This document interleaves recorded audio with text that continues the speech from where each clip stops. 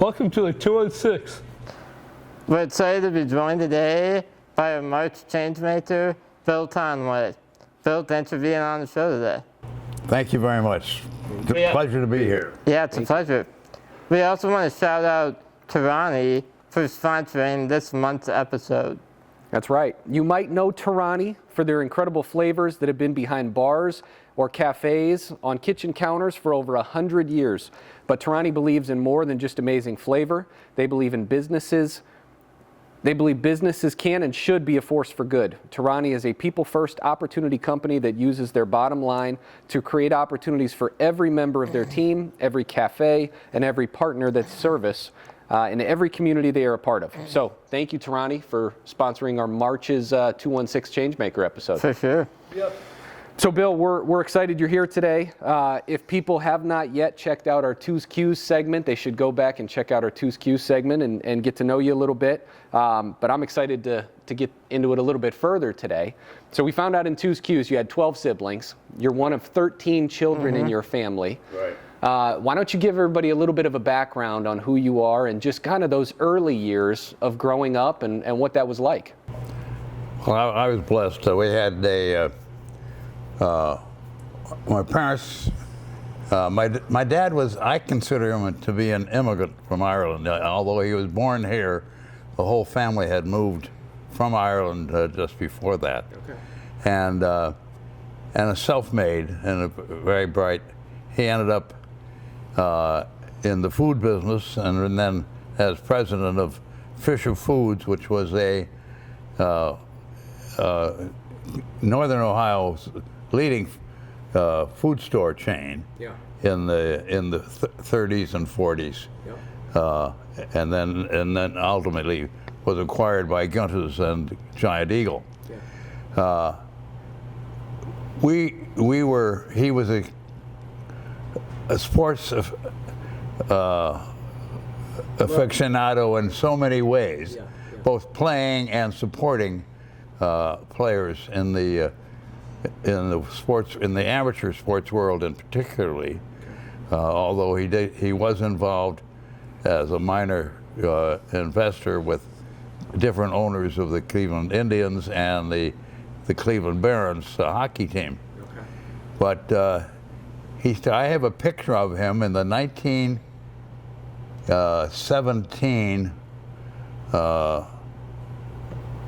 125-pound amateur football team. Championships. And then I have another picture of him as in the 1935, I believe it was, U.S. amateur baseball team. The Fisher Foods won the national championship. I know you talked about your dad who ran Fisher Foods. So I know he had a saying, be a giver, not a taker. How did that kind of shape you as a man growing up? Well, he as it said, the point is that his emphasis was on supporting people and giving them the tools to make themselves successful. Right. And that looked to be how you can help people succeed. For sure. And as they succeed, you succeed. So if you're not taking, you're being pulled along by those people that you encourage and enable to grow in their own way. So his main lesson to me was the importance of supporting people and explaining to them that you are very important to me and this business. So before I let Derek ask his next question, you grew up in a household of 13 kids. Where do you fall in those 13? I was a middleman, so that was a very fortuitous situation, that and particularly as the timing of the Second World War came along, when I had well, first of all, my oldest brother was killed early on in a training accident in 1941. Wow. And then 4 other brothers went off to the service, and the stress on my parents was huge. Yeah. I ended up being the go-to person at home to be the support to my mother, and whatever needed to be done, they would ask me, and I was given responsibilities from that standpoint, which was probably beyond what normally would be a 15, 16, 17-year-old guy. Yeah. But I love this, if you indulge me a little bit, but I call it the Conway litany. Yeah. Mary, Dan, Bob, Jack, Bill, Tim, Bud, Bill, Jim, Jerry, Tommy, Terry, Neil, Peggy. I messed it up, but anyway. Yeah. That's been out there. And anyway, and the other thing that my dad did, as far as from a family standpoint, was he only finished the 10th grade in high school, and was very good financially and financial mind, and was as a clerk, and then that's how he grew with the Fisher's Company. But education was most important to him. The fact that he didn't have it in a formal education, he was an avid reader. He loved reading history and all, and so he made sure we were educated well. And another one of his sayings was, your education is your inheritance. Okay. So that, and I can't imagine, it's all relative, but still, every one of us went to a prestigious, many cases, a prestigious colleges or universities and throughout the country. I have another, I went to Yale, as did two of my other brothers. Okay. I had, my two oldest brothers went to Dartmouth. The next one went to Georgetown. The two others that went to Williams College in Massachusetts. One to Notre Dame, one to John Carroll, two to John Carroll. And my sisters went to very good Catholic schools in New York or Chicago. Yeah. So education was the thing that he wants to do, and that's why I am so enthusiastic about what you are doing in educating people who can use some help. Absolutely. That's your goal, and that's why I'm so enamored about what you're doing. Yeah, well, thank you. We appreciate it. And we'll get into that further here a little bit later. So it sounds like, if education is your inheritance, you guys are off to a pretty good start. For sure. Inheritance is building. Going to Yale, you're going to Dartmouth, you're going to John Carroll, you're going to all these different schools. Derek, you want to go ahead and ask your next question? Absolutely. Another informative time for you was your time at Yale. Bill, we know you were a captain and a quarterback on a football team. Can you talk about that experience? Had to be a pretty formative experience. Well, yeah, and it was, as I look back on it now, and I've been so fortunate, so many things that have happened to me, that opportunities, when the doors open and you go in, and I look back at it and said, wow, I did that? How did you have the guts to take that step? But what I did, I learned there and then, the value of looking at each individual as an individual. And being, and also then as on a football team, you've got to rely on that guy on either side of you, and they have to rely on you. So it's both a responsibility and an opportunity to share and do things together. For sure. Yeah, be a part of a team, build those relationships. Yeah. behind the offensive line. That's right. I was a center and a linebacker. And I went to the game, the famous, when you see Ohio State and Michigan, they say the game. That's not the game. No? The game is Yale and Harvard. Okay. All right, That's the game. It always been called the game. So 3 years ago now, I went back.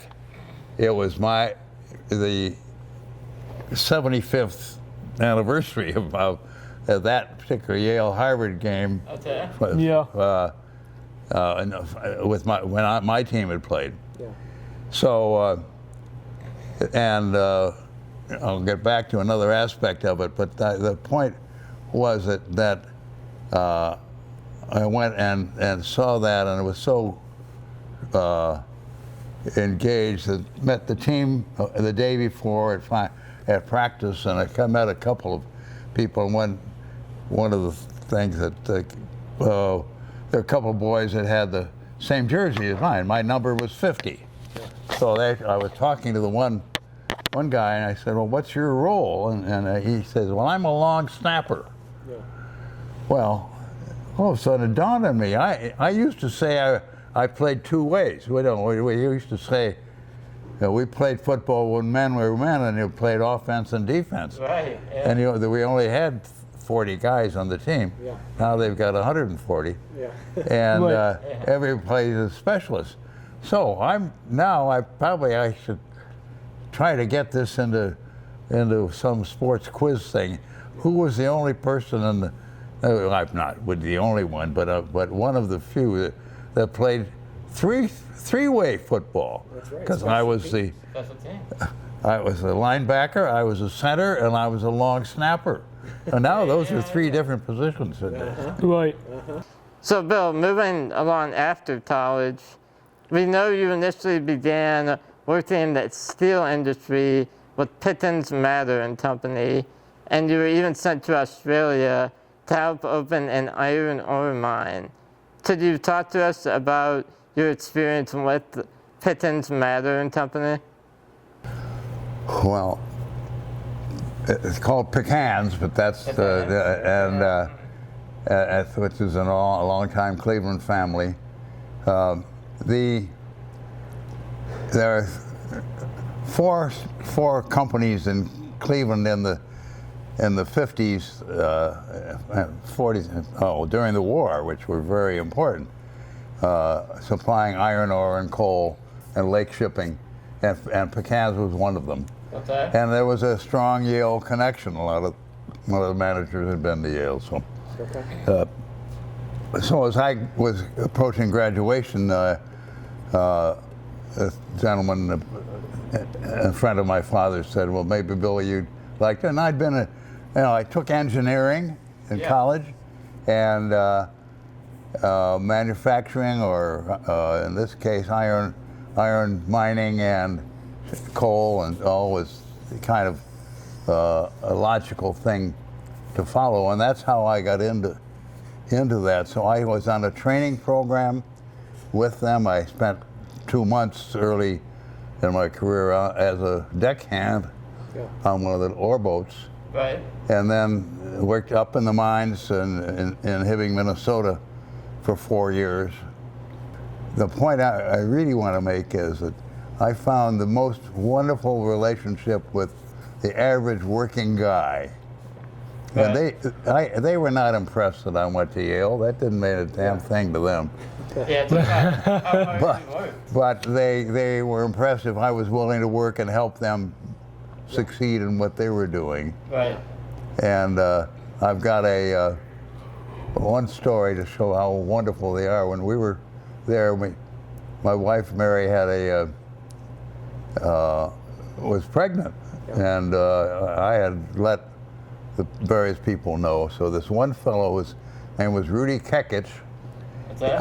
He was a spotter. He was in charge of telling where the trucks go to dump.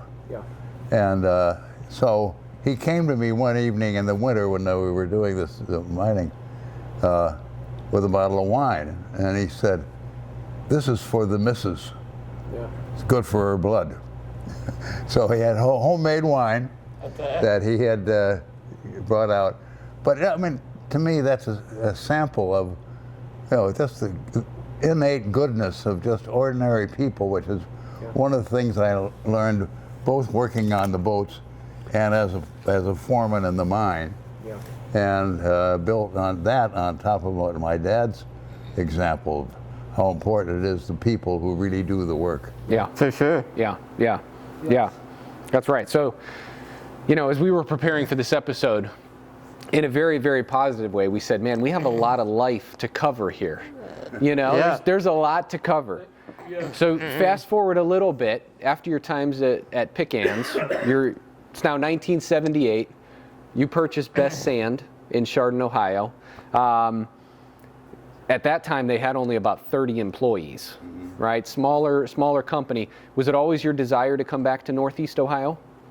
Yes, this is home. Yeah. We had, obviously, with 13 or 12 siblings. A lot of family here. And then Mary's family was here as well. We'd been both that grown up here, had friends from the university school in Laurel where she went, and so and I had a good job with a good company, along, and so that was it made logical sense. However, things change. Right. And the company merged. I won't go into all the details, but eventually I went on and was looking to buy a company. Yeah. Okay. After one false start, and I ended up, as you said, running across Best Sand. Yep. And Larry Dolan was the lawyer for Walter Best. And it was a very interesting and wonderful guy. We didn't get along at all to begin with, but anyway, ultimately became good friends. Yeah. But he was playing a role as the lawyer for Walter Best. Yeah. And it was a wonderful opportunity, that in the business that I'd had expertise in. Yeah. 17 miles from home, didn't have to move the family again. Right. I was very comfortable with the life that I thought it would be. Once we got things straightened out, I could relax and but then other opportunities came along, and Thing didn't happen too much. It didn't stay there for a long time. Yeah. So you got to experience so much. You go to Australia. Yeah. We didn't even touch on it, but you go out to Cal Berkeley, right, in Cal. So then you're at Best Sand. You purchase it in 1978. You're there for 35 years. Just, most recently as the president and CEO, retire in 2013. And, as you look back now, you've said, it grew beyond your wildest dreams. Have over 1,000 employees nationwide. It's a publicly traded company. Yep. All from 30 employees and, your hard work and efforts. What do you most attribute that success to? Well, support I had from my wife and friends who joined in the effort with me, making a risky investment at that time. Yeah. And the opportunities that came my way, which fit in so well with my past experience, in that when we were approached by the Halliburton Company to supply them, this was in the early 1980 about, I had experience in in the processing that they were looking for, this size thing, and also in how to finance it. And I had the good fortune of having the wonderful people at the then county commissioners of Geauga County support me with an industrial revenue bond to finance the expansion of the plant to supply the Halliburton Company. And so, having done that, then we ended up having a much better product because we had cleaned up. The plant was much more efficient, did a better job. We ended up with a byproduct, in a way, that was also had a good market for us to expand upon, which was in the glass industry, where I used some of the technology that I had been exposed to in the iron ore business to improve our products so it met the specifications of Pittsburgh plate glass 70 miles away. So, a combination of, you build on your experience, hopefully, when an opportunity comes its way. Question, some people say luck. No, it's luck. I say I'm lucky, there's no question. But and luck is when opportunity meets experience. Correct. That's what you got to have the two. Right. Yeah. So I think, now as our viewers have gotten to know a lot more of your background, your history, who you are, really, we're so proud to recognize you as March's change maker here. One of our values at the TWO Foundation is inspiring meaningful change. Yes. And one of our goals on the show is that we recognize other, change makers in our community. So, now that we've kind of laid the foundation of all of the things, not all the things, because we can't even begin to scratch the surface. Some of the things that you've been able to do and accomplish. We'd like to go back and kind of unpack a little bit of the impact and how those things have so positively affected our community, and you've used them in that way. So, Derek, you want to go ahead and ask our first change maker question? Absolutely. Thank you, Christian. Bill, going back to your father's comment, be a giver, not a taker. How did you use your business to give back? Well, one of the first things I did, Derek, when I came out here was from what I'd learned with my original company, Pecan's Mather.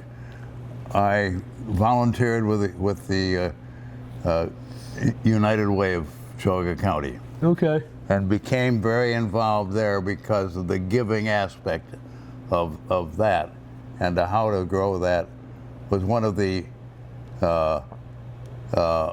ways to give back, but also, obviously learn my way in the community, what's going on, where the needs are, and I followed that up along the way since, and it's been, rewarding to see things happen because you're able to give a little nudge, and it's primarily brains, if you would say, smarts, experience, sometimes some money, but that's not the most important part that I would want to take. That really urge the young people in their community to be involved and see how you can help make the community a better place, which is what you guys are doing. Yes, absolutely. Yeah, that's great. And kind of follow up on that, you've been quoted as saying your business activities and your actions need to take care of the community, like you said.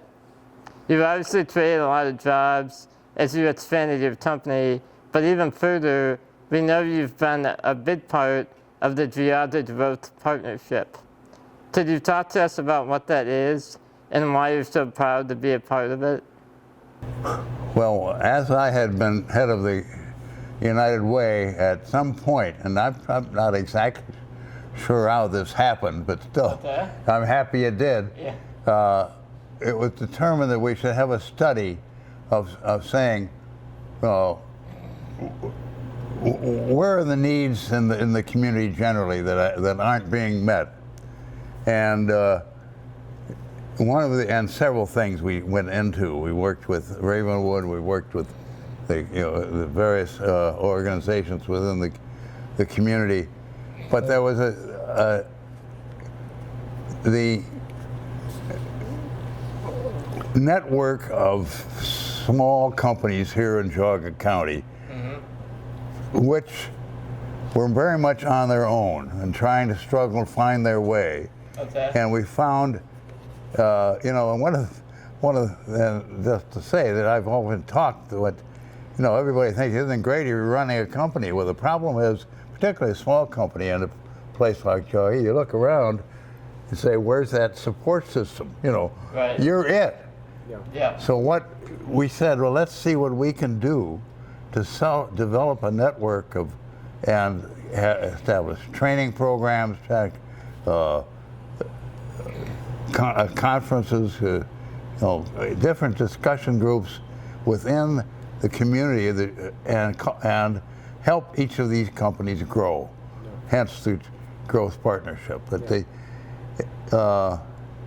it was a matter of saying that there was a need in this community, and I'm so pleased. I go to the annual meeting, which is usually in Chesterland the last couple of years anyway, and it's a huge gathering. There's probably 300 people there representing different companies, including quite a few members of the Amish community. Okay. Okay. Yeah. And and people who are in agriculture and wood processing, all sorts of, and sand mining. Yeah. Yeah. Yeah. For sure. Well, I think, as you said, it's all about the people, right? And when you go from a company of 30 employees to a company of 750 to 1,000 employees, the economic impact is obviously huge, but the impact you're having on each one of those families is tremendous, by providing them a place of employment that cares about them personally and invests in them, to wanting to take that and collaborate with others in your county and your community, and maybe that's why, maybe I'm answering my own question here when we talk about the TWO Foundation, but the TWO Foundation seems to, bring a lot of those different pieces and parts together, whether it's education, employment, community, philanthropy, providing opportunities for others. Is that why, and you're a supporter of the TWO Foundation, which without support from people like yourself, we wouldn't be able to achieve our mission, so thank you. But is that why that why that so resonates with you? Absolutely, and as I said, I've been blessed in so many ways. Coming back to my father's commitment to give us the education that he was unable to afford, because his family was unable to, because he had to go to work at age 16. Yeah. And so we were taught to give back, as they say, rather than, as you said earlier, to be a giver, not a taker, and to be the other one would be a builder-upper, not a tearer-downer. Yeah. I mean, to keep supporting people, helping build them up in every which way. Yeah. And so that's what I learned, and the gratification of that. Yeah. Just as you saw a need with Geauga County and collaboration and providing people opportunities, we get the same satisfaction here at the TWO. When we see our graduates go be successful, when we see that business partners say, man, so-and-so's the best employee we have, or whatever the case might be, we get that same level of satisfaction, and that's what keeps us going. It's all about the people. It's all about people. Yes, yes. Derek, so I think, we would be remiss if we didn't ask you one kind of advice question. Somebody who has so much wisdom and experience. So Derek, you want to go ahead and ask our last question here? Absolutely. Thank you, Christian. Yeah. Bill, as you look back on your legacy and impact on so many areas, Northeast Ohio, what advice on how to live purposeful and meaningful life you know, you've got a lot of opportunities to impact people. And what are the tools that you have? Your intellect and your ability to communicate. But the number one thing I think is in developing those relationships is being a good listener. Listen to what that person who is working for you or is in your family, that what their real needs are. Not try to, you know, dominate the conversation, but try to draw people to really understand. The old saying, you know, you've got two ears and a mouth, and use them in that order. Yeah, right, for sure. And but I do think that's the most important aspect of management or family life. Right. Yeah. For sure. You have productive, successful, caring relationships. Yeah. That helps you have success in all areas of life. It does. Yeah, I completely agree with you that that's kind of lost today, that people, they're so worried about talking themselves that they don't listen enough. I think you hit the nail on the head when you said people do need to listen more. Yeah, that's right. That's right. But as I say, you know, I'm very fortunate in so many ways to be part of that huge, loving family. Yeah. A lot of struggles, a lot of pain during the time, both coming out and you know, not all successes. We ended up the company went bankrupt for the reasons that the market changed from where our plants were. You don't pick up a mine and move it. Yeah. Right, for sure. When the company moved away from us. Yeah. But on the other hand, Best Sand in Chardon has a very solid position in the industries that it's serving and continues to do so. For sure. And as part of Covia, and in fact has expanded. Yeah. So, and I'm very proud of that for the people, and every once in a while we'll get together with some of the longtime employees and have dinner, and it's really great fun. I do have one more. I know you started Sandridge Golf Course with Tom Fazio. How did that come about? Well, excuse me. We acquired the additional property after Walter Best passed away. His estate finally said, you know, would you be interested in buying the rest of the property south of us that had sandstone on it? Okay. And we of course said yes. I played a lot more for the last part than I did for the first, because our success had increased the value of that property. Right. But in that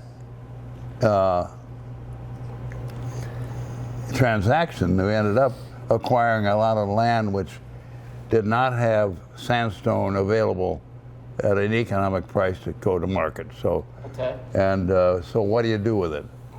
And you know, it's lovely land. You know, you could build a housing development, but who wants to have a house next to a sand quarry which sets off a blast every week? Right. You know, so one of our jokester directors said, "Well, you could always build a golf course," and everybody laughed. And then all of a sudden he said, "Yeah, we could do that." Yeah. And then through a colleague who had a relationship with Tom Fazio, they introduced that to us, and he and I developed a wonderful relationship. And it was very well regarded and ranked when we built it. It's still an outstanding golf course. For sure. We have a very full membership. It's strictly a golf course. It's not a country club. Right. Although we have a very good chef and food service, and but it's it's great, and it's working out very well. So, Bill, we want to thank you for being on the show today. So we have our new 216 hats, which Jack is wearing I'm here. repping it today. You can get online on our website. So we'd like to give you a 216 hat. We have our Cavs themed Together shirt. Oh, wow. Yep. With our Life Without Labels on the back. So who's not excited about the Cavs right now? Right? Yeah. Right. Exactly. So thank you. All right. Thank you so much for being on the show today. Well, I enjoyed it, and I'm very proud to have had and continue to have a relationship with you guys. Absolutely. It's so, of course, the Dickinsons are longtime friends and introduced me to it. Mary and I to it, years ago. Yeah. So, Well, we're thrilled to have you as a part of the two family and helping us achieve our mission and further our movement. So thank you. Thank you so much, Bill. Yeah. Jack, Derek? Yep. So everyone, thank you so much for watching. That'll do it for a Changemaker episode today. Bill, as we said, thank you so much for coming on. well, my pleasure indeed. Absolutely. Thank you, Bill. We have some exciting guests coming up for episode 2, season 2, rather. Season 2. So be sure to stay tuned for that. Derek? Okay. Make sure to subscribe to our YouTube or check us out on Spotify. Go make a difference together. Thanks for watching. Thank you. Thank you, guys.